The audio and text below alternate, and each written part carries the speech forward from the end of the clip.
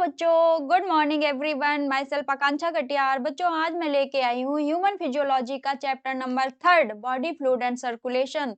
तो इस चैप्टर में हम पढ़ेंगे बॉडी फ्लूइड के बारे में एंड सर्कुलेटरी सिस्टम के बारे में। तो ये चैप्टर हमारे लिए बहुत ही इम्पोर्टेंट है और ये बहुत इंटरेस्टिंग भी है। तो बने रहिए लास्ट तक मेरे इस वीडियो में। तो स्टार्ट करते हैं ये chapter, body fluid and circulation. तो बॉडी फ्लूइड क्या होते हैं बच्चों? तो हमारे बॉडी में मेजर 2 टाइप्स के मेन फ्लूइड होते हैं। The major fluid of blood. तो बच्चों, ब्लड क्या है? ब्लड हमारा एक फ्लूइड कनेक्टिव टिश्यू है। क्या है बच्चों? Fluid connective tissue. तो इसको फ्लूइड कनेक्टिव टिश्यू क्यों बोला गया है? क्योंकि ये ब्लड जो है ना कि वो पानी की तरह है ना, लिक्विड फॉर्म में है, इसलिए इसको फ्लूइड बोला गया। कनेक्टिव टिश्यू क्यों बोला गया? क्योंकि ये हमारे पूरी बॉडी के सिस्टम को कनेक्ट करके रखा गया है, इसलिए इसे कनेक्टिव टिश्यू बोला गया है। और बात करते हैं कि ये इसमें होता क्या है। तो इसमें हमारे लिक्विड पार्ट जो होता है ब्लड का वो प्लाज्मा होता है, एंड जो सॉलिड पार्ट होता है वो क्या होता है? Form elements. तो फॉर्म एलिमेंट्स में क्या आएगा? हमारे आरबीसी आएंगे, डब्ल्यूबीसी आएंगे एंड प्लेटलेट्स आएंगे। अब हम अदर फ्लूइड की बात करते हैं तो वो हो गया हमारा लिम्फ। तो लिम्फ क्या होता है बच्चों? लिम्फ हमारा वो होता है जो ब्लड हमारा कैपिलरी में जो फ्लो करता है वो हाई प्रेशर की वजह से, हाई प्रेशर से फ्लो करता है। तो जो फ्लूइड हमारा सेल्स को कैरी करता है वो हाई प्रेशर की वजह से कुछ फ्लूइड हमारा लीक कर जाता है, जिसको हम क्या बोलते हैं? लिम्फ। तो वो लीक किया हुआ ब्लड जो फ्लूइड होगा वो हमारा इकट्ठा तो होगा नहीं, तो उसको ले जाने के लिए हमारी कुछ लिम्फ वेसल, वहां पे लिम्फ कैपिलरी होती है जिसमें वो फ्लूइड इकट्ठा होके लिम्फ वेसल्स में जाता है और लिम्फ वेसल से वेन में जाता है, वेन से ये हमारा हार्ट में जाता है, दोबारा से ऑक्सीजनेटेड होता है और बॉडी में फ्लो करता है। तो अब बात करते हैं सर्कुलेशन की। तो बच्चों, सर्कुलेशन क्या है? सर्कुलेशन का मतलब होता है किसी चीज का घूमना। तो हम बात करते हैं अपनी बॉडी की, तो हमारी बॉडी में क्या चीज घूम रही है बच्चों? तो हमारी बॉडी में क्या घूमता हुआ दिख रहा है? ब्लड घूमता हुआ दिख रहा है। तो हम इसमें बात करते हैं ब्लड सर्कुलेशन की। ब्लड सर्कुलेशन की। तो ये ब्लड सर्कुलेशन होता क्या है? क्यों होता है ये ब्लड सर्कुलेशन? कोई काम ऐसे तो होता नहीं है, तो इसका भी कोई वजह होगी ना होने की। तो ये ब्लड सर्कुलेशन में हमारे जो इसेंशियल मटेरियल है बॉडी में, जो जिनका फॉर्मेशन साइट से रिक्वायरमेंट साइट तक ले जाने का काम वो ब्लड करता है, उसका ट्रांसपोर्ट ब्लड करता है। तो किन चीजों का ट्रांसपोर्ट होता है ब्लड में? किन चीजों का ट्रांसपोर्ट करता है ब्लड बच्चों? तो जैसे कि इंटेस्टाइन में हमारे न्यूट्रिएंट्स एब्जॉर्ब हुए और उनको हमें सेल तक पहुंचाना है, मतलब ट्रांसपोर्ट उनका न्यूट्रिएंट्स का ट्रांसपोर्टेशन करना है। एंड इंडोक्राइन ने ग्लैंड ने हार्मोन सिक्रेट किए जिसको सेल तक पहुंचाना है, तो उसका ट्रांसपोर्टेशन हुआ। एंड सेल्स का जो मेटाबॉलिक वेस्ट होगा उसको उसका ट्रांसपोर्टेशन करना है, उसको किडनी तक पहुंचाना है। एंड एंटीबॉडीज का ट्रांसपोर्टेशन करना है एंड गैसेस का ट्रांसपोर्टेशन करना है। तो इतना समझ आ गया बच्चों। अब हम बात करते हैं ह्यूमन सर्कुलेटरी सिस्टम के। तो हमारी बॉडी में कितने टाइप के सर्कुलेटरी सिस्टम होते हैं? तो मैं सर्कुलेटरी सिस्टम तो एक ही टाइप का होता है, उसको 2 पार्ट में डिवाइड किया गया है। किसमें 2 पार्ट में डिवाइड किया गया है? Blood vascular system and lymphatic system में, जिसको ब्लड वेस्कुलर सिस्टम को हम बोल सकते हैं ब्लड सर्कुलेटरी सिस्टम भी बोल सकते हैं।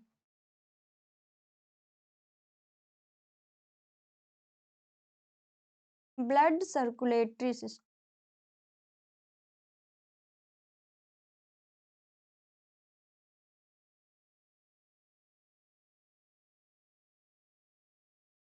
इसको हम ब्लड सर्कुलेटरी सिस्टम भी बोलते हैं।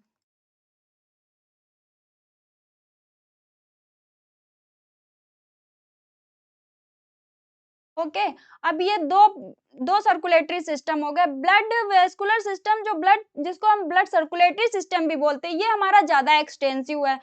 इसके आसपास छोटे छोटे लिम्फेटिक सर्कुलेटरी सिस्टम चलते रहते हैं। तो ये हम अब शुरू करते हैं blood circulatory system. Lymphatic system हम बाद में पढ़ेंगे। तो ब्लड सर्कुलेटरी सिस्टम के भी 3 पार्ट होते हैं। दोनों सिस्टम के 3-3 पार्ट होते हैं।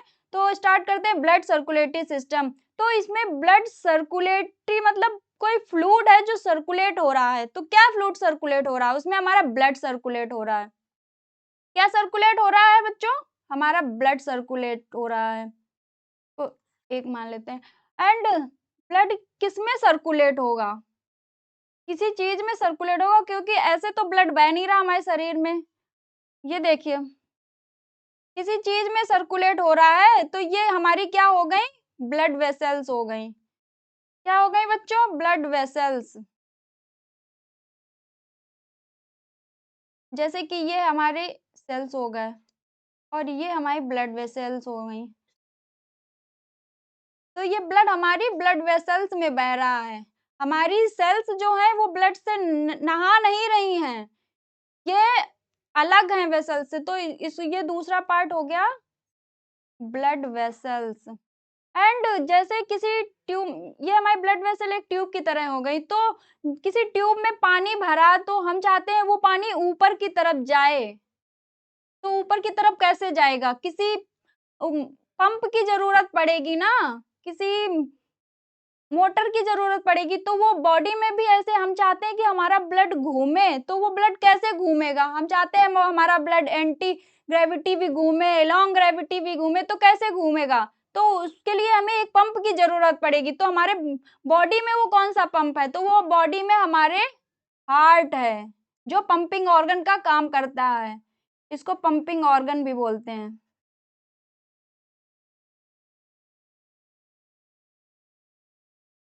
ओके। अब हम ये तीनों, हमको ये तीनों ही पढ़ना है। हार्ट भी पढ़ना है, ब्लड भी पढ़ना है, ब्लड वेसल्स भी पढ़ना है। अगर हम ऐसे हार्ट से स्टार्ट करेंगे तो आपको समझ जल्दी नहीं आएगा। तो हम सीक्वेंस में स्टार्ट करते हैं जो आपको अच्छे से समझ आएगा। तो ये हम ब्लड से स्टार्ट करते हैं। ब्लड ब्लड बताया ना मैंने कि इसके 2 पार्ट होते हैं, एक लिक्विड पार्ट होता है एंड एक सॉलिड पार्ट होता है। तो लिक्विड पार्ट में क्या आएगा बच्चों? हमारा लिक्विड पार्ट में प्लाज्मा आता है, जो कि कितना होता है ब्लड का? प्लाज्मा कितना होता है? 55%। एंड जो 45% बचा वो क्या होंगे? हमारे फॉर्म एलिमेंट्स होंगे। 45 वो हमारे फॉर्म एलिमेंट्स होंगे। अब ये प्लाज्मा को बाद में डिस्कस करेंगे। अभी बात करते हैं कि फॉर्म एलिमेंट्स क्या हैं। तो फॉर्म एलिमेंट्स भी हमारे 3 पार्ट में डिवाइड हैं, जिसमें जो हमारी सेल्स होती हैं, जिसको ब्लड कॉर्पसेल्स भी बोलते हैं। ब्लड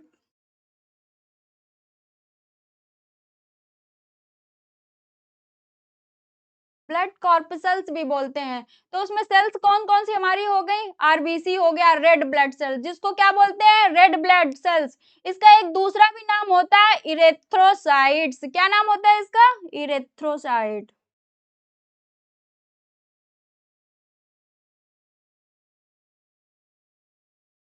एंड डब्ल्यूबीसी हो गया। तो इस ये क्या है? डब्ल्यूबीसी क्या है? White blood cells. तो इसका भी एक दूसरा नाम है। क्या नाम है इसका दूसरा नाम? ल्यूकोसाइट।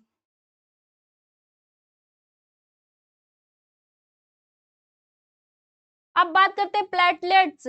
तो प्लेटलेट्स का भी दूसरा नाम है थ्रोम्बोसाइट्स। ये ट्रू सेल्स नहीं होता है।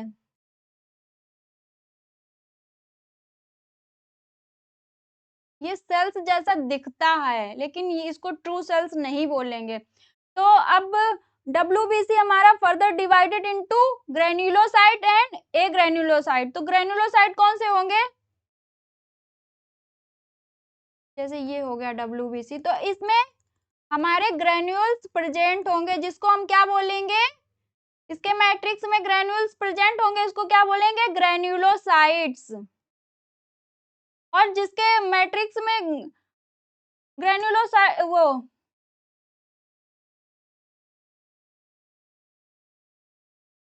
जिसके मैट्रिक्स में ग्रेन्यूल एब्सेंट होंगे, उसको क्या बोलेंगे? ए ग्रेन्युलोसाइट्स। अब granulocyte further divided into 3 part में। पहला क्या हो गया? Neutrophils, इशनोफिल्स and वैसोफिल्स। वैसोफिल्स के नंबर हमारी बॉडी में बहुत कम होते हैं।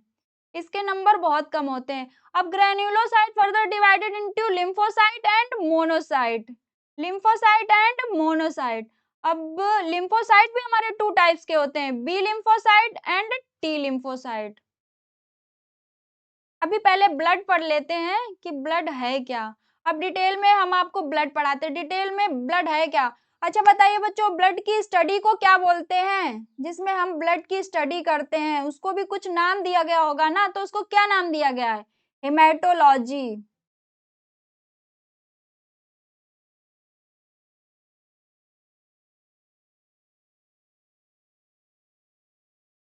अब फॉर्मेशन ऑफ ब्लड को क्या बोलते हैं? ब्लड के फॉर्मेशन को क्या बोलते हैं बच्चों? हीमोपोएसिस।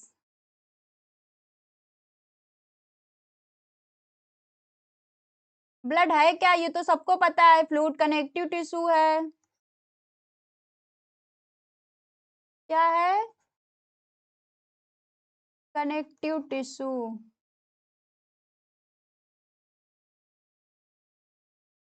और कनेक्टिव टिश्यू में भी ये एक स्पेशलाइज्ड कनेक्टिव टिश्यू है।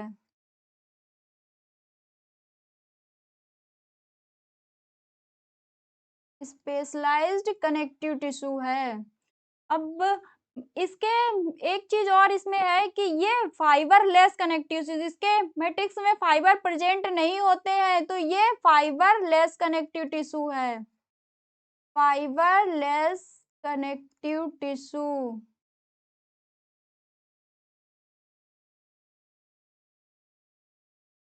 क्योंकि इसके मैट्रिक्स में फाइबर प्रेजेंट नहीं होते हैं, इसलिए इसको फाइबरलेस कनेक्टिव टिश्यू भी बोलते हैं। अब बात करते हैं कि हमारी बॉडी में ब्लड होता कितना है। कितना ब्लड होता है हमारी बॉडी में ब्लड? तो क्वांटिटी की बात करें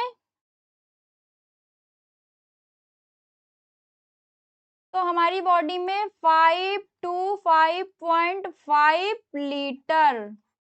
कितना ब्लड होता है? 5.25 लीटर।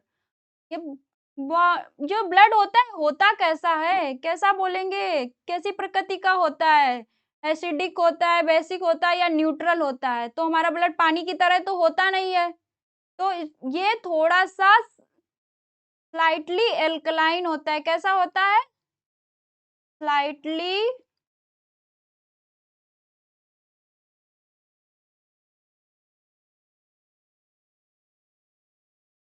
एल्कलाइन। स्लाइटली एल्कलाइन होता है। ब्लड का पीएच कितना होता है बच्चों? पीएच कितना होता है? 7.4। कितना होता है? 7.4 होता है।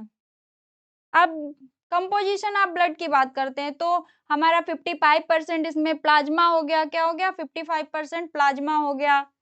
ये दिख रहा है आपको, ब्लड वेसल्स दिख रही है ये, और इसमें ये डब्ल्यूबीसी, ये हमारे रेड ब्लड सेल हो गए, ये वाइट ब्लड सेल्स हो गए, एंड ये हमारे प्लेटलेट्स हो गए, एंड ये हमारा जो दिख रहा है ये हमारा हो गया प्लाज्मा, जो कि कितना होता है ब्लड का? 55%। कलर कैसा होता है प्लाज्मा का? Straw colour. एंड इसको पेल येलो भी बोलते हैं। क्या बोलते हैं? पेल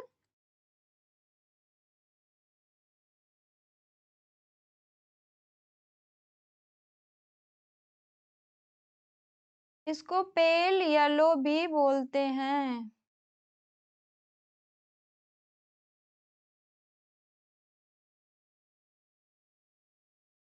स्लाइटली एल्कलाइन होता है, ये पता है बच्चों, स्लाइटली एल्कलाइन होता है, पीएच 7.4 होता है, फ्लूइड मैट्रिक्स होता है।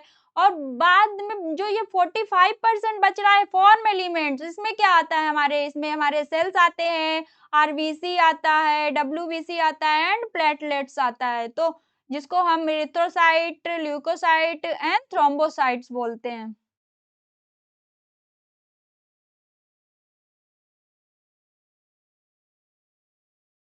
क्या बोलते हैं बच्चों? अब बात करते हैं कंपोजिशन ऑफ प्लाज्मा। प्लाज्मा में क्या क्या है हमारा? प्लाज्मा में क्या क्या पाया जाता है बच्चों? प्लाज्मा एक लिक्विड है, तो उसमें क्या पाया जाएगा? लिक्विड है तो ऑब्वियसली उसमें वाटर पाया जाएगा। तो प्लाज्मा में हमारा प्लाज्मा में हमारा नंबर 1 जो पार्ट हो गया उसका वाटर हो गया। वो तो वाटर हमारा कितना होता है प्लाज्मा में? 90 टू 92%। तो ये ब्लड का 92% नहीं है, ये हमारा जो 55% प्लाज्मा है। प्लाज्मा का ये इसका है 92% पूरे ब्लड का नहीं, ये प्लाज्मा 55% में 92% है। ओके, अब बात दूसरे कंपोजिशन की बात करते हैं। दूसरा इसमें क्या प्लाज्मा प्रोटीन पाई जाती है, तो उसका परसेंटेज कितना होता है? उसका परसेंट हमारा 6 to 8% होता है। प्लाज्मा प्रोटीन हमारी 6 to 8% होती है, जिसमें प्लाज्मा प्रोटीन में हमारी क्या क्या आ जाती हैं? कौन कौन सी प्रोटीन आती हैं? कौन कौन सी हमारी प्लाज्मा प्रोटीन आती है? Number 1 fibrinogen. ये इसका काम क्या होता है? फाइब्रिनोजेन क्या होता है? ये ब्लड कोगुलेट करती है, ब्लड को क्लॉटिंग करती है। ये क्लॉटिंग फैक्टर का काम करती है। क्या काम करती है? क्लॉटिंग फैक्टर का। नंबर दूसरी प्रोटीन हमारी कौन सी हो गई? ग्लोबुलिन। तो ग्लोबुलिन का क्या काम होता है? ये हमारे 3 टाइप्स के होती हैं, alpha and beta and gamma. तो हम गामा ग्लोबुलिन की प्रोटीन की बात करें तो ये हमारी एंटीबॉडीज का काम करती है, पार्ट ऑफ इम्यून सिस्टम होती है, जो डिफेंस का काम करती है हमारी बॉडी में। ओके, तो थर्ड प्रोटीन क्या हो गई हमारी? एल्बुमिन। थर्ड प्रोटीन क्या होगी हमारी? एल्बुमिन। ये मोस्ट अबंडेंट होती है, ये मोस्ट अबंडेंट प्रोटीन है। सबसे ज्यादा प्लाज्मा प्रोटीन हमारी एल्बुमिन होती है, जो कि जिसका काम क्या होता है? हमारी बॉडी में ऑस्मोटिक प्रेशर को बैलेंस करके रखती है।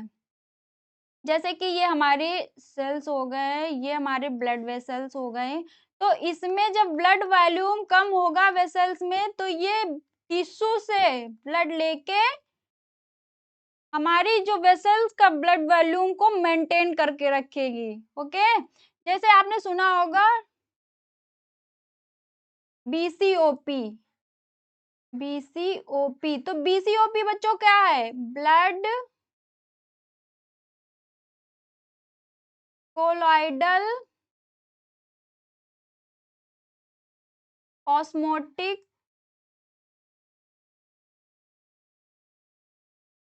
ब्लड कोलॉइडल ऑस्मोटिक प्रेशर क्या है?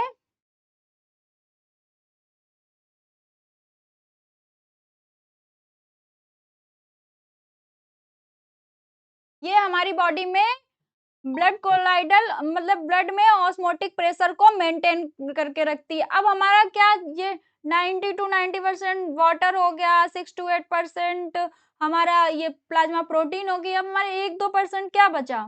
मिनरल्स बचे, glucose, amino acid, lipid, cholesterol, जो हमें एनर्जी प्रोडक्ट करते हैं। क्या प्रोडक्ट करते हैं? एनर्जी। और ये हमारे इनऑर्गेनिक आयन में क्या बच रहेगा? Sodium, potassium, calcium. ये हमारी बॉडी को रेगुलेशन ऑफ ऑस्मोसिस ये रेगुलेट करते हैं। एंड जो गैसेस बची वो ट्रांसपोर्ट होती हैं, और हमारी बॉडी में हमारी बॉडी टिश्यू को जैसे ऑक्सीजन, कार्बन डाइऑक्साइड ऑक्सीजन पहुंचाती हैं। तो अब बात करते हैं कि इन सारी प्रोटीन से, पूरे प्लाज्मा से ये जो फाइब्रिनोजेन प्रोटीन हटा दें, ये प्रोटीन हटा दें तो हमारा क्या हो जाएगा? ये पूरा ये हमारा बन जाएगा सीरम। सीरम क्या होता है? Plasma minus clotting protein.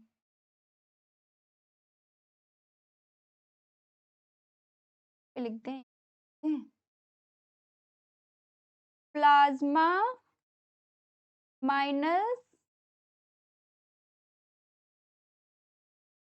Clotting protein. क्या बन गया मेरा? सीरम। सीरम क्या होता है? जैसे सामने आपको दिख रहा है टेस्ट ट्यूब में ब्लड रखा हुआ है, तो ये होल ब्लड है अभी मेरा। तो इसको थोड़ी देर रखने के बाद में आप सेकेंड टेस्ट ट्यूब में देख रहे हैं, ये जो कि इसका प्लाज्मा अलग हो गया एंड डब्ल्यूबीसी ये कोटेड फॉर्म में दिख रहा है, डब्ल्यूबीसी एंड प्लेटलेट्स एंड जो आरबीसी ज्यादा भारी होते हैं तो वो सबसे नीचे पहुंच गए हैं। तो अभी ये ब्लड क्लॉट नहीं किया है। जब ब्लड क्लॉट होता है जैसे कि ये दिख रहा है, ये दिख रहा है ना, ये क्लॉटेड ब्लड है। तो इसमें क्या होगा, फाइब्रिनोजेन प्रोटीन थी ये, इसकी जो क्लॉटिंग में हेल्प करती है, ये प्रोटीन हमारी क्लॉटिंग में हेल्प करती है। तो इसकी वजह से ये आरबीसी, ये हमारे प्रोटीन नीचे बैठ गया जो कि इसको ब्लड को क्लॉट कर दिया। तो सारा कुछ तो नीचे, आरबीसी नीचे आ गए। अब हमारा बचा क्या ऊपर, प्लाज्मा से जो फाइब्रिनोजन प्रोटीन चली गई तो ये ब्लड को क्लॉट कर दिया जाके। अब ऊपर हमारा क्या बचा, सीरम बचा। समझ आया बच्चों? Plasma without clotting factor is called serum. अब बात करते हैं जो हमारे फॉर्म एलिमेंट्स थे, फॉर्म एलिमेंट्स थे जो ये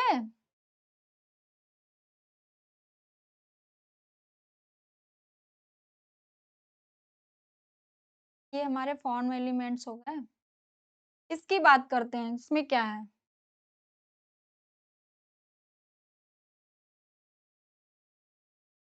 तो ये फॉर्म एलिमेंट्स में क्या थे, हमने बताया था रेड ब्लड सेल थे जिसको हम इरिथ्रोसाइट भी बोलते हैं, एंड व्हाइट ब्लड सेल्स जिसको ल्यूकोसाइट बोलते हैं, एंड प्लेटलेट्स जिसको थ्रोम्बोसाइट बोलते हैं। ये सारे दिख रहे हैं, ये हमारे प्लेटलेट्स हो गए, ये हमारे आरबीसी हो गए, ये हमारे डब्ल्यूबीसी हो गए, ये हमारी ब्लड वेसल्स से ये फ्लो करते हुए दिख रहे हैं। ठीक। अब बात करते हैं आरबीसी क्या होते हैं। आरबीसी बच्चों क्या होते हैं हमारे, पहले तो इसका कलर कैसा होता है, इसका कलर रेड होता है। किसकी वजह से रेड होता है, ड्यू टू हीमोग्लोबिन की वजह से, हीमोग्लोबिन की वजह से इसका कलर रेड होता है। तो हम बोले कि स्टडी आप इरेथ्रोसाइट को क्या बोलेंगे, क्या बोलेंगे, इरेथ्रोपोएसिस,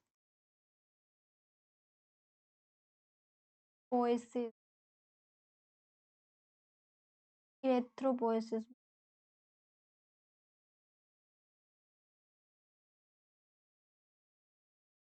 फॉर्मेशन ऑफ आरबीसी को क्या बोलेंगे, इरेथ्रोपोएसिस। फॉर्मेशन ऑफ आरबीसी को क्या बोलेंगे बच्चों, इरेथ्रोपोएसिस। तो इसका कलर तो आपको पता हो गया, रेड होता है। तो हमारी बॉडी में नॉर्मल हीमोग्लोबिन कितना होता है, हीमोग्लोबिन का लेवल कितना होता है हमारी बॉडी में, तो 12 टू 16 ग्राम पर 100 ml कितना होता है, 12 टू 16 ग्राम पर 100 ml।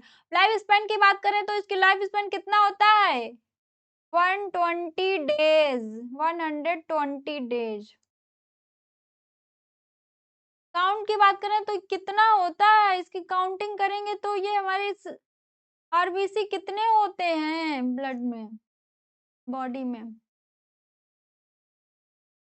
5 टू 5.5 मिलियन पर मिलीमीटर क्यूब। कितना होता है, 5 टू 5.5 मिलियन पर मिलीमीटर क्यूब।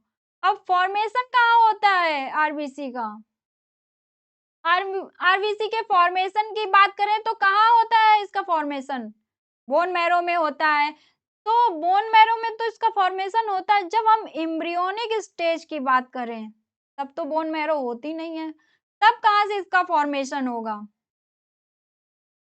बताइए कहाँ से होगा, तब इसका फॉर्मेशन होगा यॉर्क सेल से। ये अर्ली ये अर्ली एम्ब्रियोनिक स्टेज है, एंड लेटर कुछ दिन बाद की जो एम्ब्रियोनिक स्टेज होगी उसमें कहां से, उसमें ये काम करेंगी हमारी स्प्लीन एंड लीवर, ये काम हो जाएगा स्प्लीन एंड लीवर का। एंड एडल्ट में तो ब्लड बोन मैरो से, बोन मैरो।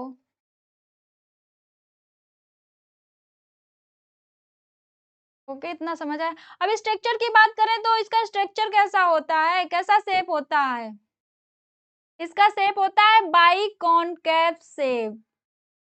ये दिख रहा है बीच में, आपको दिख रहा होगा, थोड़ा-सा डिप्रेस रहता है। कैसा रहता है? डिप्रेस रहता है थोड़ा।